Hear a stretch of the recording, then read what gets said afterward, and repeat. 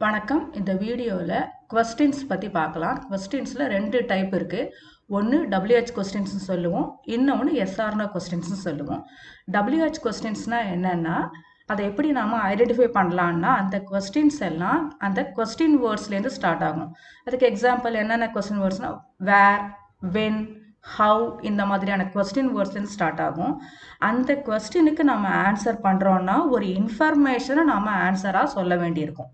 அதுக்கு எக்ஸாம்பிள்ஸ் வந்து how do you manage, who are they, இந்த கொஸ்டின்ஸ் எல்லாம் கொஸ்டின் வேர்ட்லேருந்து தான் ஸ்டார்ட் ஆகுது. இதுக்கு நாம் ஒரு இன்ஃபர்மேஷனை பதிலாக சொல்லணும். எப்படி நம்ம மேனேஜ் பண்ணுறோம் அல்லது அவங்க யார் அப்படிங்கிற இன்ஃபர்மேஷனை நம்ம சொல்ல வேண்டியிருக்கும். அதை தான் நம்ம WH கொஸ்டின்ஸ் சொல்லுவோம். Next SR questions. SR கொஸ்டின்ஸை நம்ம எப்படி ஐடென்டிஃபை பண்ணலான்னா, அந்த கொஸ்டின்ஸ்லாம் எப்படி ஆரம்பிக்கும்னா வேர்ப்லேருந்து ஆரம்பிக்கும். அதுக்கு example is, are, do, have அந்த மாதிரி வேர்ப்லேருந்து அந்த கொஸ்டின்ஸ் ஸ்டார்ட் ஆகும்.